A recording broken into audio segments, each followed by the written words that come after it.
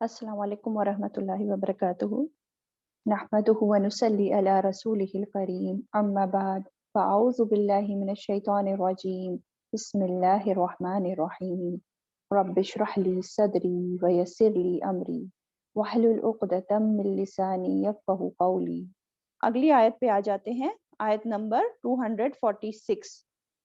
अलम तरा, क्या नहीं आपने देखा, इलल मलाई, तरफ सरदारों के, मिन बनी इसराइल, बनी इसराइल में से, मिन बाद मूसा, बाद मूसा के, इस जब क़ालू उन्होंने कहा, ली नबी, अपने नबी से, लहुम, ले नबी, नबी के लिए, लहुम अपने, इबअस मुकर्रर कर लना हमारे लिए, मलिकन एक बादशाह, नुकातिल हम लड़ें, फी सबीलिल्लाह अल्लाह के रास्ते में।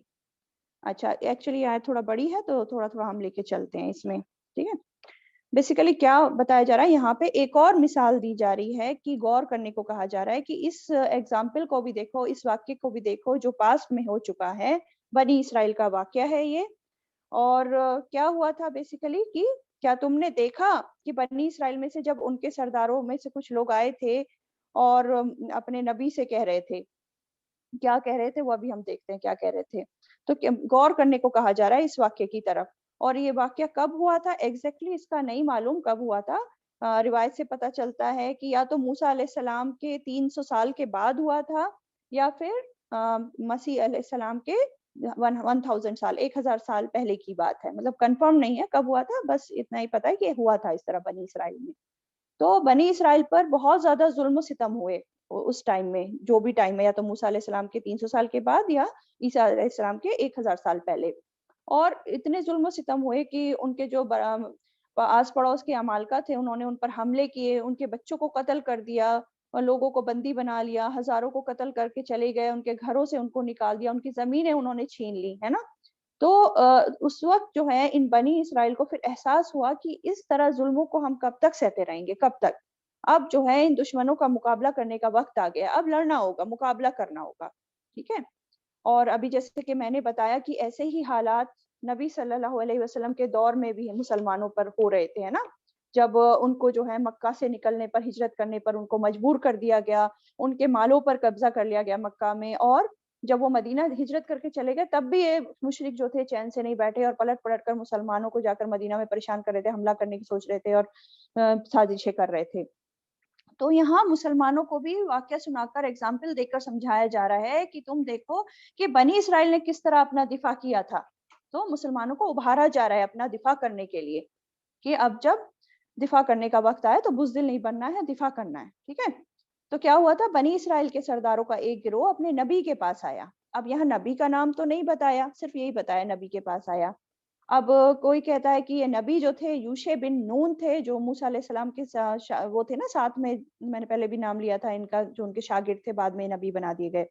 तो यूशे बिन नून थे या तो ये, या फिर ये कहते हैं शमूएल, समूएल जो सैमुअल नाम के नबी थे, या वो थे। मतलब एग्जैक्टली हमें नहीं पता, बस रिवायत से जो है थोड़ा हिंट मिलता है कि इस तरह या तो ये हो सकते हैं या ये हो सकते हैं, ठीक है। तो ये लोग अपने नबी के पास गए, इनके सरदार, और क्या कहा इन्होंने कि हमारे लिए एक बादशाह मुकर्रर करो जिसके साथ मिलकर हम अल्लाह के रास्ते में जंग करें, है ना। उन्होंने कहा अपने नबी से कि हमारे लिए बादशाह मुकर्रर कर दो, और जब बादशाह हमारा लीडर हो जाएगा तो हम अल्लाह के रास्ते में उसके साथ मिलकर जंग करेंगे।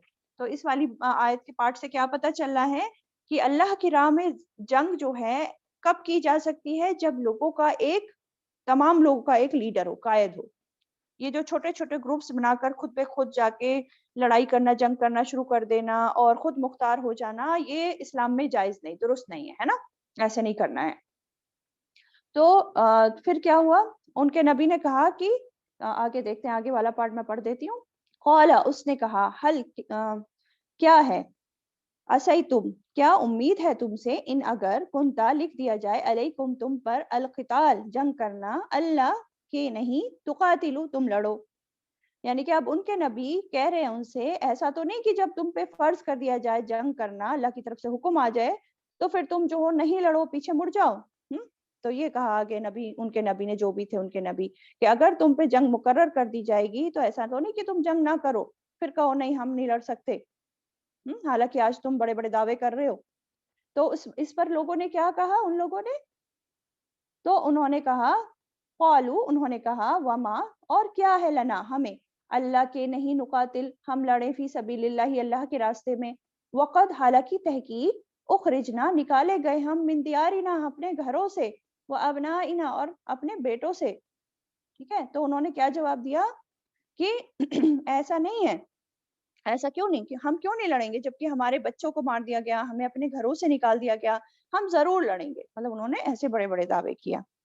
اچھا, اب یہاں پہ ایک پوائنٹ غور کرنے کی بات ہے کہ یہ لوگ جو ہیں کہہ رہے ہیں کہ ہمارے بچے مار دیے گئے, ہمیں گھروں سے نکال دیا گیا, اس لیے ہم ضرور لڑیں گے, اور دوسری طرف ہم کہہ رہے ہیں کہ یہ فی سبیل اللہ ہے. کیا یہ اس طرح کا جنگ میں اس طرح کی جنگ کرنا فی سبیل اللہ ہوتا ہے, اللہ کے راستے میں لڑنا ہوتا ہے؟ کیونکہ پچھلے لیکچر میں نے بتایا تھا نا کہ فی سبیل اللہ جنگ کسے کہتے ہیں, تو اس میں کیا بتایا گیا تھا کہ قوم کی خاطر لڑنا, اپنی شان کی خاطر لڑنا, اس طرح کا لڑنا جو ہوتا ہے وہ فی سبیل اللہ نہیں ہوتا ہے. اپنی بہادری دکھانے کے لیے لڑنا یا اس طرح غیرت کے لیے لڑنا. فی سبیل اللہ لڑنا کیا ہوتا ہے, اللہ کے راستے میں لڑنا ہوتا ہے. تو یہ جو بات کہہ رہے ہیں کہ ہم اپنے مال کے لیے, اپنے مطلب گھر لوٹ گئے, ہمارے بچے مر گئے, اس لیے ہم لڑیں گے, تو کیا یہ فی سبیل اللہ ہے؟ تو بیسیکلی یہ سمجھنے کی بات ہے کہ اگر یہ بچوں کا قتل ہونا اور گھروں کا لوٹے جانا دین کی وجہ سے ہے, اور پھر انسان اس کو جو ہے دفاع کرنے کے لیے لڑ رہا ہے, جنگ کر رہا ہے, تو پھر یہ فی سبیل اللہ ہی شمار ہوتا ہے. ٹھیک ہے, اگر دین کی وجہ سے جو ہے یہ ساری چیزیں ہو رہی ہیں. اور لیکن اگر وہ صرف اپنے علاقوں کو بڑھانے کے لیے یا دوسرے کے جو ریسورسز ہیں اس پر قبضہ کرنے کے لیے, اپنی سلطنت بڑھانے کے لیے لڑ رہا ہے, تو پھر وہ فی سبیل اللہ نہیں ہوتا ہے. ٹھیک ہے, تو مین پوائنٹ کیا ہے, اپنے دین کا دفاع, اور اگر دین کی وجہ سے کوئی مصیبت آتی ہے تو اس کا ازالہ, تو پھر یہ فی سبیل اللہ جنگ کہلاتی ہے. اور مراد کیا ہوتی ہے اس میں, مقصد کیا ہوتا ہے, اللہ کی رضا مقصد ہوتا ہے بیسیکلی. ٹھیک ہے, تو اب ان کے ساتھ بھی کیا ہو رہا تھا, ان کے دین کی وجہ سے جو ہے ان کو مارا جا رہا تھا, گھروں سے نکالا جا رہا تھا, اس لیے یہ جنگ فی سبیل اللہ تھی. اور جب ایسا سچویشن آ جائے تو جنگ کرنا پھر فرض بھی ہو جاتا ہے, فرض کے درجے پر آ جاتا ہے.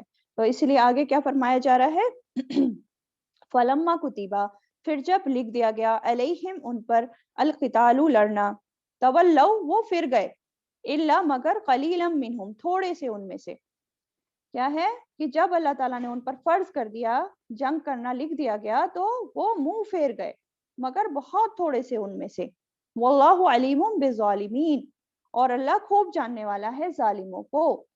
یعنی کہ ان لوگوں نے پہلے خود ہی نبی کے پاس گئے, خود ہی پہلے مطالبہ کیا کہ ہم جو ہے لڑنا چاہتے ہیں, جنگ کرنا چاہتے ہیں, ہے نا, جو بات پہلے فرض نہیں تھی ان پر, اب جب اللہ نے فرض کر دی تو پھر اس چیز سے بھاگ نکلے.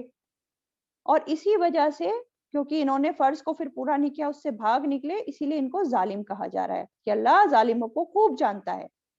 تو کیا پتہ چلا ہے کہ فرض کا چھوڑنا جو ہے ظلم ہوتا ہے, ظالموں میں شمار ہو جاتا ہے انسان اگر فرض کاموں کو چھوڑے. ٹھیک ہے, ظلم جو ہوتے ہیں دو طرح کے ہوتے ہیں, ایک ہوتا ہے اللہ کی حرام کردہ چیزوں کو حلال کر دینا, اور دوسرا ہوتا ہے فرض ادا نہ کرنا, فرض سے بھاگ جانا. ٹھیک ہے, تو اللہ تعالیٰ ان ظالموں کو اچھی طرح جانتا ہے جنہوں نے جہاد کو ترک کر دیا, اپنے وعدے اپنے دعوے بھول گئے اور بزدلی کر دی. اس لیے بولا جا رہا ہے واللہ علیم بالظالمین, ظالم کہا جا رہا ہے.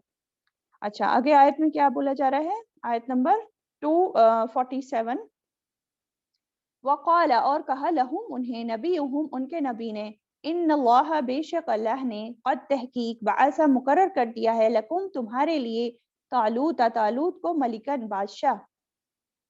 اچھا, اب جو ہے جب یہ مطالبہ کر رہے تھے کہ ہمارے لیے بادشاہ مقرر کرو, تو کیا ہوا, اللہ تعالیٰ نے ان کی بات سن لی, اور ان کے نبی جو تھے اس وقت کے, ان پر وحی آ گئی, اور ایک لیڈر کو مقرر کر دیا گیا, اور بتا دیا گیا کہ طالوت تھے, ان کو بادشاہ مقرر کر دیا گیا ان پر. لیکن جب بادشاہ مقرر کر دیا گیا تو ہوا کیا, آگے دیکھتے ہیں. قالو انہوں نے کہا, انا کیسے, یکون ہو سکتی ہے, لہو اس کے لیے, الملک بادشاہت, علینا ہم پر, ونحنو حالانکہ ہم, احق کو زیادہ حقدار ہے, بالملکی بادشاہت کے, منہو اس سے, ولم اور نہیں, یؤتا وہ دیا گیا, ساعتن وسط, من المال مال سے. یعنی کہ اب جب انہیں پتا چلا کہ طالوت کو بادشاہ مقرر کر دیا گیا ہے, تو ان کے جو سردار تھے وہ بگڑ پڑے, وہ کہنے لگے وہ کیسے بادشاہ بن سکتا ہے, بادشاہت کے تو حقدار ہم زیادہ ہیں, تو ایسا کیوں کہہ رہے تھے وہ لوگ؟ اپنے آپ کو کیوں حقدار سمجھ رہے تھے؟ کیونکہ جیسا کہ ہم جانتے ہیں نا، بنی اسرائیل میں 12 قبیلے تھے، ہے نا؟ اور اس میں سے جو بنو یہودا تھے، بنو یہودا جو بڑے بیٹے تھے حضرت یعقوب علیہ السلام کے، اس قبیلے میں تو لیڈرشپ یا بادشاہت یا انتظامت آ رہی تھی لانگ ٹائم سے. اور جو موسیٰ علیہ السلام اور ہارون علیہ السلام سے جو ایک قبیلہ تھا جس کو بنو لاوی کہتے تھے یا لاوا بھی کہتے تھے، تو اس قبیلے میں نبوت آ رہی تھی، ہے نا، اب تک. لیکن یہ طالوت جو تھے، یہ یعقوب علیہ السلام کے سب سے چھوٹے بیٹے جو بن یامین تھے نا، ہم نے یوسف علیہ السلام کے قصے میں ہم میں سے کافی لوگ جانتے ہوں گے، یوسف علیہ السلام کے بھائی جو تھے دوسری ماں سے جو تھے، ہے نا، تو بن یامین کی اولاد میں سے تھے یہ طالوت. اور یہ بن یامین سے یہ باقی کے جو قبیلے والے تھے بن یامین کی اولاد سے یہ خور رکھتے تھے. اور اس طالوت کے قبیلے سے یہ لوگ خور رکھتے تھے اور انہیں کوئی بھی اہم کام نہیں دیتے تھے، کوئی عہدہ نہیں دیتے تھے، ان کی کوئی ترقی نہیں تھی، اس طرح کے تھے. اور روایت میں آتا ہے کہ یہ جو طالوت تھے یہ بھی شاید کپڑے کی رنگائی کا کام کرتے تھے یا کچھ ایسا ہی کام کرتے تھے، ہے نا. تو طالوت جو بن یامین کی اولاد میں سے تھے، جب ان کو بادشاہ بنایا گیا تو یہ لوگ بہت ہی حیران پریشان ہوئے کہ یہ کیسے ہو سکتا ہے، اس کو کیسے بادشاہ بنایا جا سکتا ہے. ہاں، کہنے لگے ہم زیادہ حقدار ہیں بادشاہت کے. اب یہ لوگ اپنے آپ کو اس کا حقدار سمجھتے تھے کہ ہم امیر ہیں، ہمارے اندر ہی لیڈرشپ آ رہی ہے تو ہم ہی بادشاہت کے حقدار ہیں. لیکن اسلام میں حکومت کا معیار کیا ہے؟ حکومت وراثت سے نہیں ملتی، بلکہ کیسے ملتی ہے؟ اہلیت سے ملتی ہے. ایسا نہیں کہ بادشاہ کا بیٹا ہی بادشاہ بنے گا ہمیشہ، بلکہ کون بنے گا؟ جو اس کا اہل ہوگا، اس کے لائق ہوگا، اسی کو ملے گی بادشاہت آگے. اسلام کا یہی رول ہے نا. ہم دیکھتے ہیں نا نبی صلی اللہ علیہ وسلم کے بعد جو خلفاء راشدین بنے اس میں سے کون بنے؟ حضرت ابوبکر صدیق نے اپنے بیٹے کو تھوڑی نہ دی خلافت، انہوں نے کس کو دی تھی؟ حضرت عمر رضی اللہ تعالیٰ عنہ کو. اور اسی طرح حضرت عمر رضی اللہ تعالیٰ عنہ نے اپنے بیٹے کو نہیں دی، ہے نا، حضرت عثمان کو دی تھی. تو اس طرح سے جو ہے خلافت جو ہے اہل کو دی جاتی ہے، نسب حسب سے یا مال دولت سے ایک ہی جنریشن میں نہیں چلتی ہے. ٹھیک ہے، یہ اہم بات ہی ہمیں پتہ چل رہی ہے. تو یہ لوگ جو ہے خود کو حقدار قرار کر رہے تھے اور اعتراض کر رہے تھے کہ طالوت کے پاس تو کوئی مال کی وسعت نہیں ہے نا، کیونکہ یہ لوگ تو یہی کرائیٹیریا سوچتے تھے کہ جو مالدار ہونا کرائیٹیریا ہے.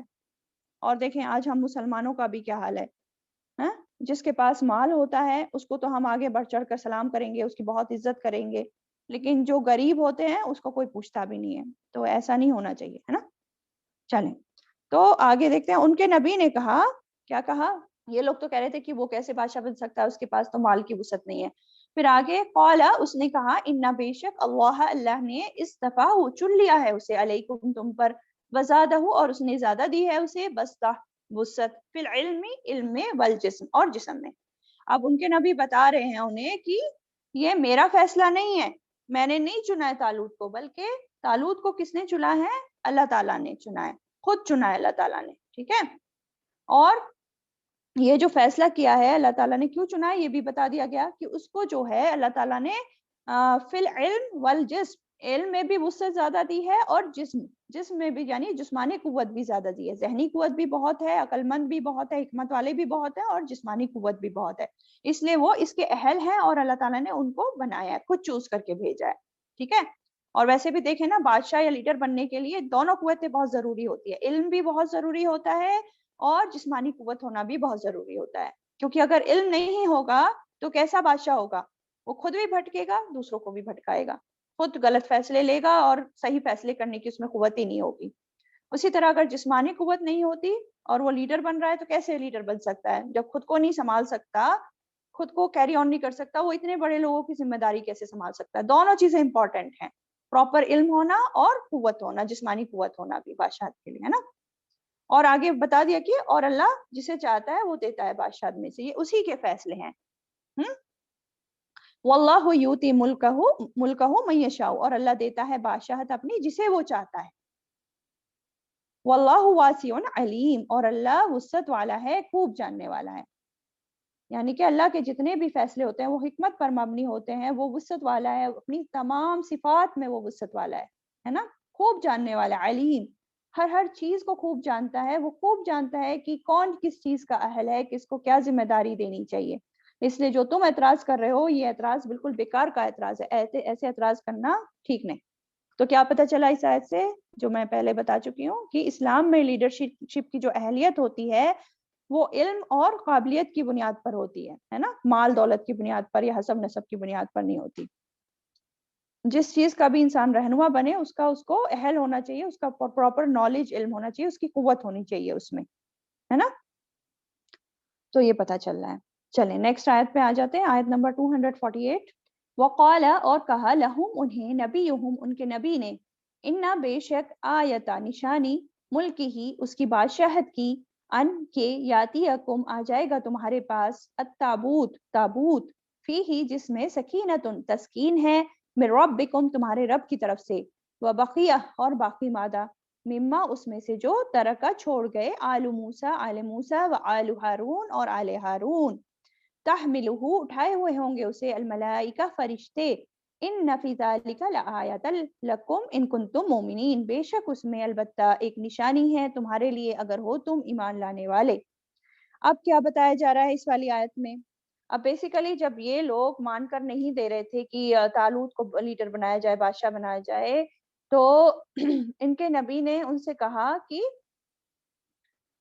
تم لوگ مان نہیں رہے ہو تو اس کے لیے اللہ تعالیٰ ایک نشانی بھیجیں گے.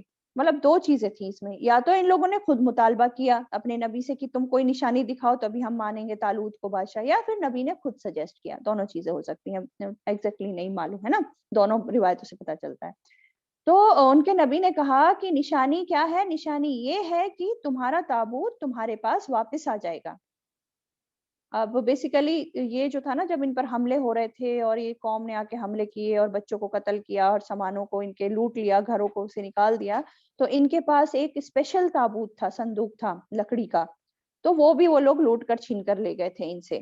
تو یہی بتایا جا رہا ہے کہ نشانی میں یہی ہے کہ یہ تابوت واپس آ جائے گا تمہارے پاس.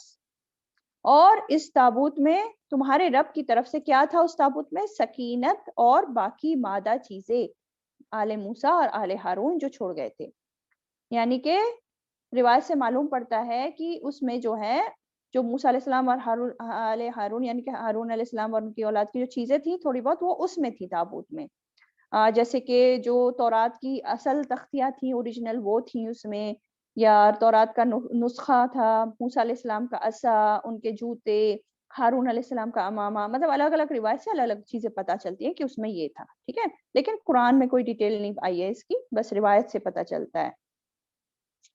بس یہاں پتہ چل رہا ہے کہ اس میں تسکین اور باقی مادہ چیزیں تھیں. ٹھیک ہے، اور کیا بتایا کہ اس کو جو ہے ملائکہ فرشتے اسے اٹھا کر لائیں گے اپنے دشمن سے، جو تمہارا دشمن ہے جالوت، اس سے اٹھا کر لے آئیں گے وہ صندوق. اور روایت سے پتہ چلتا ہے کہ باقاعدہ ان لوگوں نے دیکھا کہ وہ تابوت جو ہے لے کر آ رہے ہیں فرشتے، اپنے سامنے یہ نشانی دیکھی انہوں نے. ٹھیک ہے، اور دیکھیں ہر نبی پہ کوئی نہ کوئی نشانی آتی ہے، تو ان کے جو یہ نبی ہیں نا ان کو یہ نشانی دی گئی تھی، معجزہ دیا گیا تھا. لیکن کیا بتایا جا رہا ہے کہ بے شک اس میں ایک البتہ نشانی ہے تمہارے لیے اگر ہو تم ایمان لانے والے، ان کنتم مومنین. یعنی کہ نشانی تو ہے لیکن اگر تم ایمان لانے والے ہو تب ہی نشانی ہے. ایسا کیوں کہا گیا؟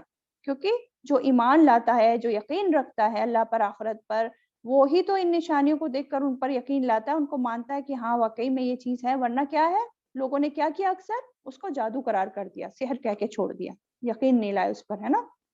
ورنہ ایسے ہو جاتا ہے. اس لیے ایمان والی بات کی گئی کہ اگر ہو تم ایمان لانے والے تبھی یہ نشانی ہے تم لوگوں کے لیے. ٹھیک ہے، اچھا آگے دیکھتے ہیں کیا بولا جا رہا ہے.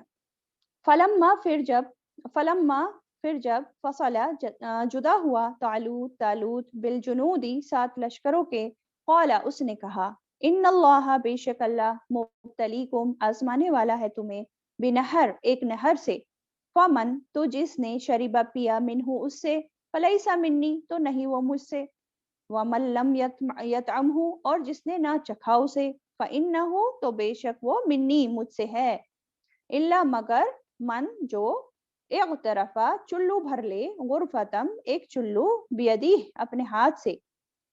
اچھا اب یہیں تک بتاتی ہوں میں آپ کو، پھر آگے بڑھوں گی. ٹھیک ہے، اب دیکھیں یہ لوگ جو ہیں طالوت جو ہے فوج کے ساتھ نکلے اپنے لشکروں کے ساتھ اللہ کے راستے میں جنگ کرنے کے لیے، ہے نا.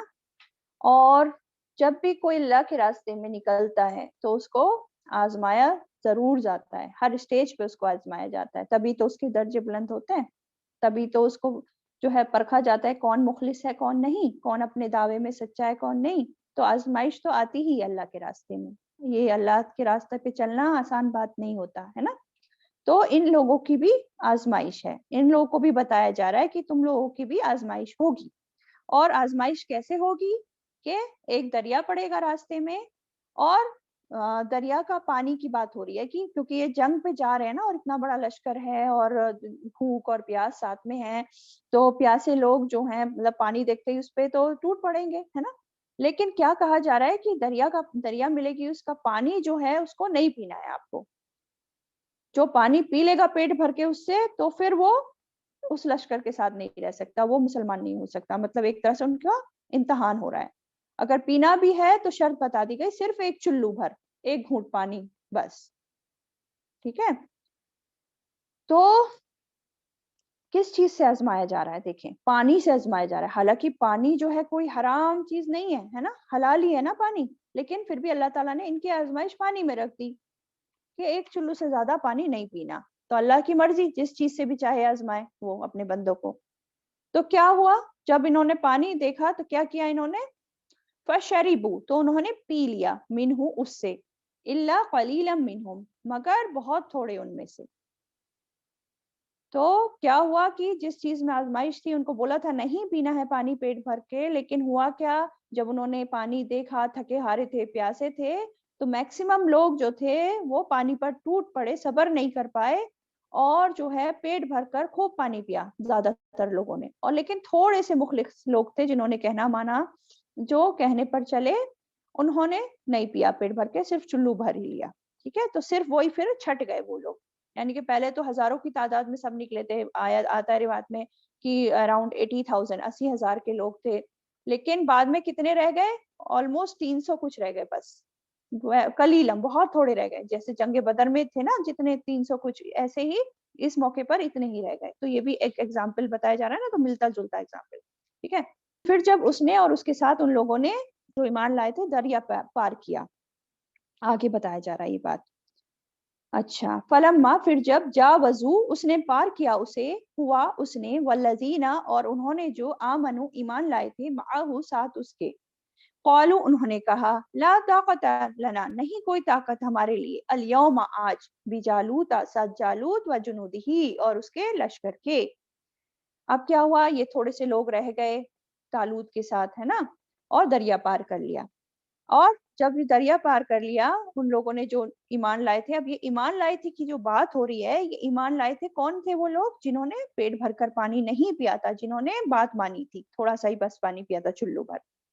یہ کم ہی لوگ بچے تھے, جیسے میں نے ابھی بتایا نا, کچھ 300 سم تھنگ ہی بچے تھے. تو جب یہ پار کر کے دوسری طرف گئے تو دیکھا جالوت کا لشکر, اتنا بڑا لشکر, گھبرا گئے دیکھ کے. اور اتنے بڑے لشکر کو دیکھ کر گھبرا گئے, اور کہنے لگے کہ نہیں کوئی طاقت آج ہمارے لیے ساتھ جالوت اور اس کے لشکروں کے.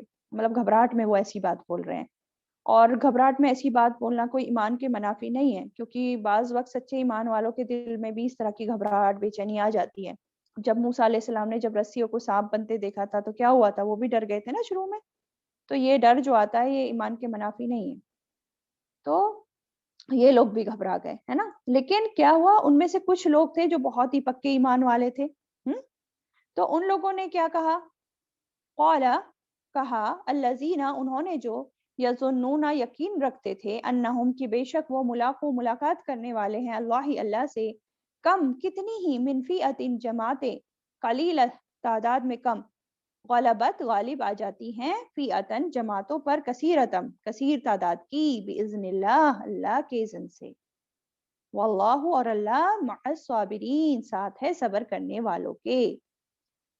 تو کچھ لوگ جو ان میں سے تھے پکے ایمان والے تھے, جن کو اللہ سے ملاقات کا پکا یقین تھا, وہ کہنے لگے, کیا کہنے لگے, کہ کتنی ہی بار ایسا ہو چکا ہے کہ ایک چھوٹا سا گروہ ہوتا ہے اور وہ بڑے گروہ پر غالب آ جاتا ہے, اور یہ سب کیوں ہوتا ہے, اللہ کے اذن سے ہوتا ہے, کہ کم تعداد کے لوگ بھی بڑی تعداد پر غالب آ چکے ہیں, پہلے بھی ایسا بہت بار ہو چکا ہے. اب یہ سب باتیں ہمیں نوٹ کرنے کی ہیں. یہ سب باتیں کس کو بتائی جا رہی ہیں؟ نبی صلی اللہ علیہ وسلم کو اور ان کے تھرو صحابہ کرام کو اور مسلمانوں کو، ہے نا.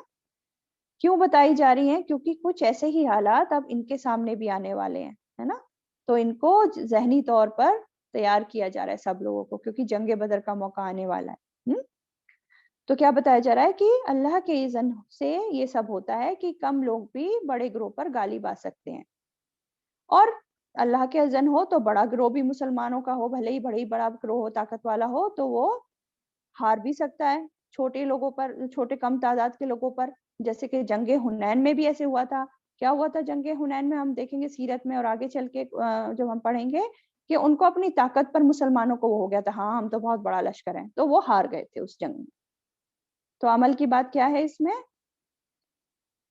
انسان کو لوگوں کی کمی یا اپنے وسائل کی کمی سے نہیں ڈرنا چاہیے، کیونکہ اصل توکل اللہ پہ ہونا چاہیے، اور اللہ کا اذن سے ہی سارے کام ہوتے ہیں، اللہ ہی کرواتا ہے سارے کام. تو اللہ کا تقویٰ ہونا ضروری ہے، ہمت جٹانا ضروری ہے، تبھی کامیابی ہوگی. ٹھیک ہے. اور آگے بتا دیا گیا کہ اللہ صبر کرنے والوں کے ساتھ ہے، یعنی کہ مشکل حالات میں استقامت پہ جمے رہنے والوں کے ساتھ ہی اللہ ہے. جو صبر کرتا ہے، استقامت سے جمع رہتا ہے ہر مشکل حالات میں، اسی کو اللہ کی مدد آتی ہے. ٹھیک ہے. اور حدیث سے بھی ہمیں پتہ چلتا ہے کہ حدیث میں کہا گیا وَاعْلَمْ أَنَّ النَّصْرَ مَعَ الصَّبْرِ، جان لو کہ مدد صبر کے ساتھ ہے. اور صبر کیا ہے اس کیس میں؟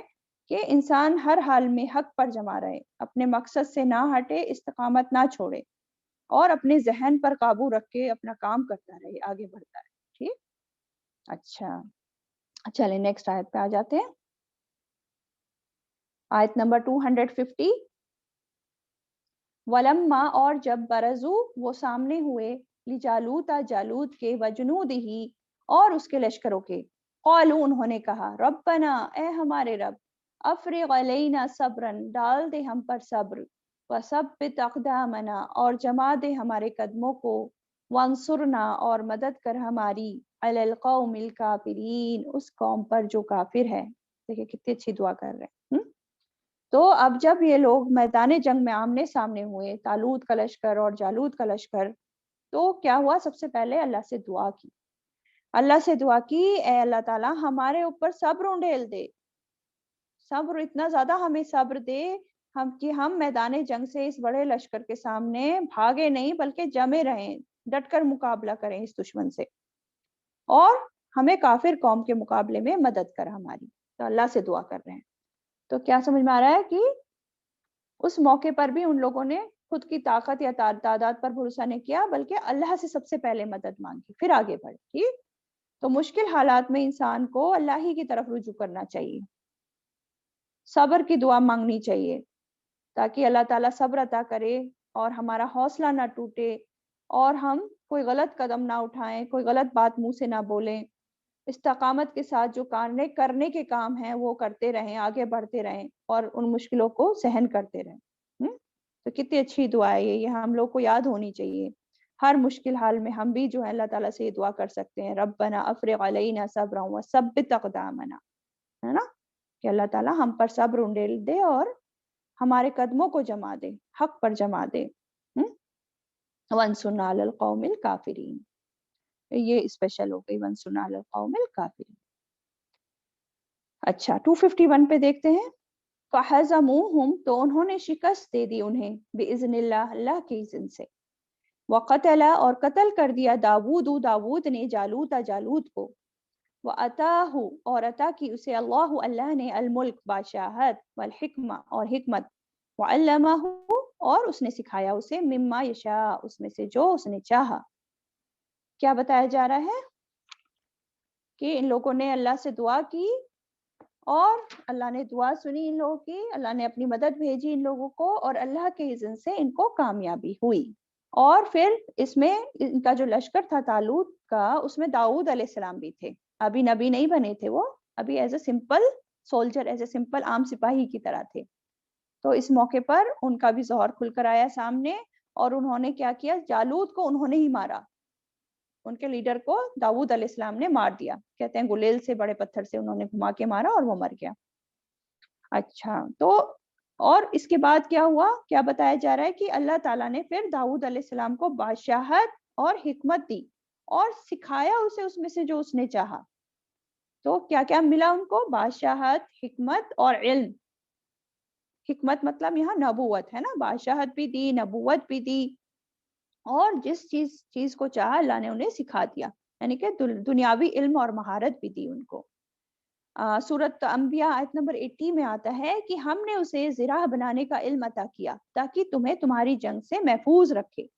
اور اسی طرح آیت نمبر 10 سورۃ سبا میں بھی آتا ہے ہم نے اس کے لیے لوہے کو نرم کر دیا، یعنی کہ ان کے ہاتھ میں لوہا جو ہے موم کی طرح نرم ہو جاتا تھا، پگھل جاتا تھا، اور اس سے وہ خوبصورت زرہ بناتے تھے، مضبوط زرہ بناتے تھے جس کو لوگ جنگوں میں پہنتے تھے، ہے نا.